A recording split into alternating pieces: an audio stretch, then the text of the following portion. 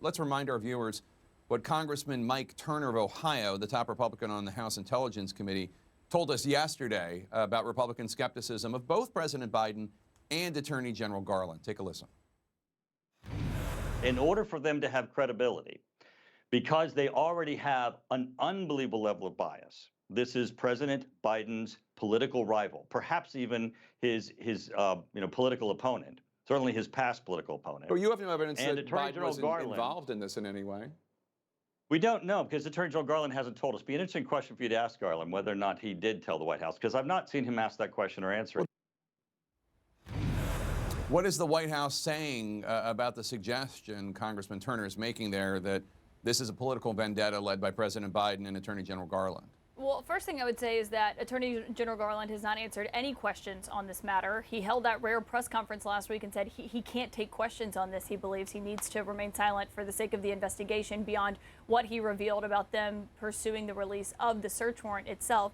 The White House, Jake, on the other hand, has been very clear, saying President Biden did not know about this in advance. They say he found out from media reports on Twitter and on cable television when the search was first reported. And so they are very strongly pushing back on the idea that this has any kind of political motivation behind it. They have said that the Justice Department on its own is doing this investigation independently. They've highlighted that.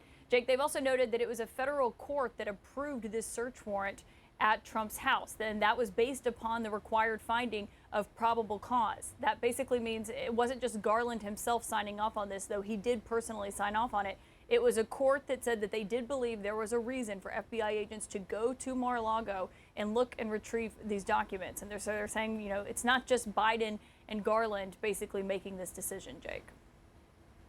All right, Caitlin Collins, thanks so much. Joining us now to discuss Republican Congressman Adam Kinzinger of Illinois. He's on the January 6th Select House Committee. Congressman, I want to start right there with what you just heard from your colleague, Congressman Mike Turner, suggesting that the Mar-a-Lago search may have been driven by Garland and Biden because of political vendettas. He acknowledges he doesn't have any evidence to that fact, but says that there are questions that need to be answered. He's the top Republican on the House Intelligence Committee. What's your response? Yeah, it's always been interesting to me, Jake, because, you know, these people that you've worked with for a long time come out with these theories that you're just like, where did that come from? I mean, you're a very serious person. Look, here's what I think happens in a lot of cases. I think this is the FBI situation with the Republicans. You have a lot of members that know Donald Trump is a liar, know he's insane.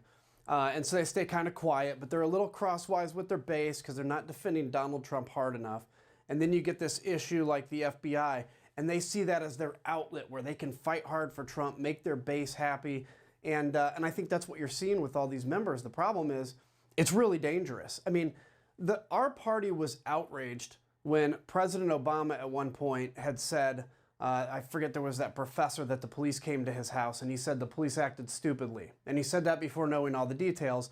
Our party was outraged. Now, just a few short years later, we're leveling accusations that the FBI is somehow in on some deep state plot to take Trump down. And I got to ask you, Jake, if Trump is so tough, if he's so good at everything he does, how has he been such a victim of the deep state so many times? Because he's not, because he uses victimization as his way out. And it's really frustrating. It's sad to see my party having gone down such a dark path.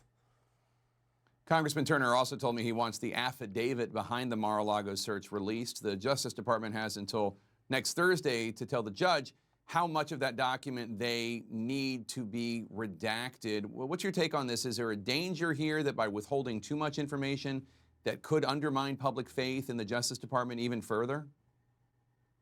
Yeah, I mean, it's a unique moment, right? By the way, though, I think no matter what comes out, it's probably not going to change some people's minds, because I think there are a number of folks that say, I know Donald Trump's lying.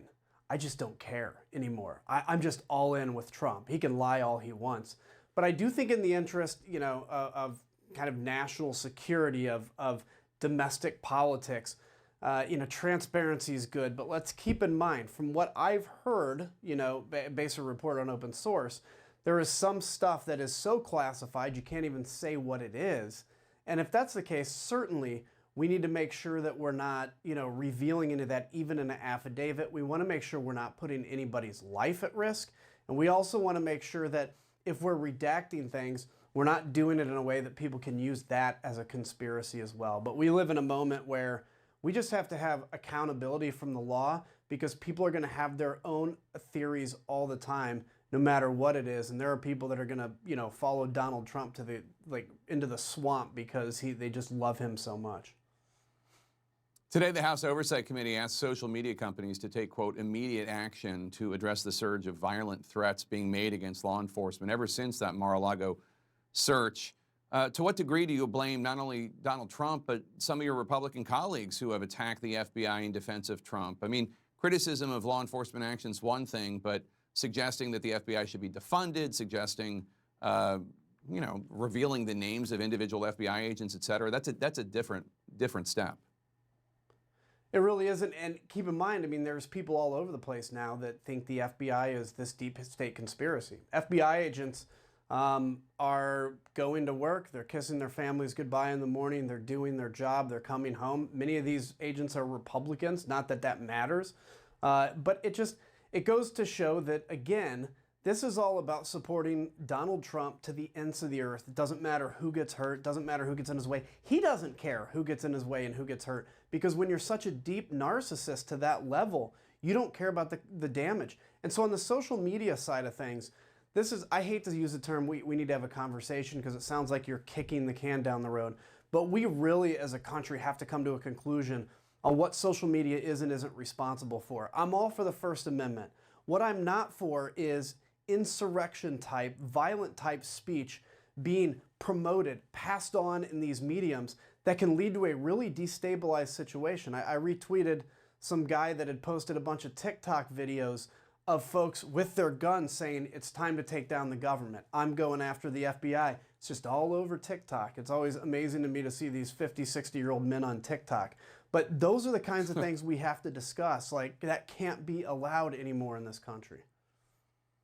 I want to turn to another Trump investigation, the work you're doing as part of the January 6th Select Committee. You've been going back and forth with former Secretary of State Mike Pompeo about some matters, but I want to focus you on what he said about his interview with the January 6th Committee. Take a listen.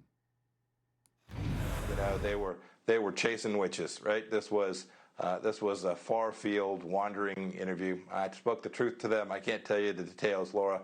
They were looking for discussions about the 25th Amendment, discussions that I never seriously undertook with any of my counterparts.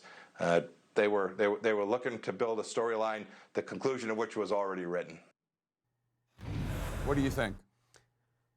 Well, look, obviously I can't reveal what he talked about, but let me say this about Mike. You know, he and I we're friends. We worked together in Congress. He was as hawkish as I am, very much a believer in what America stood for.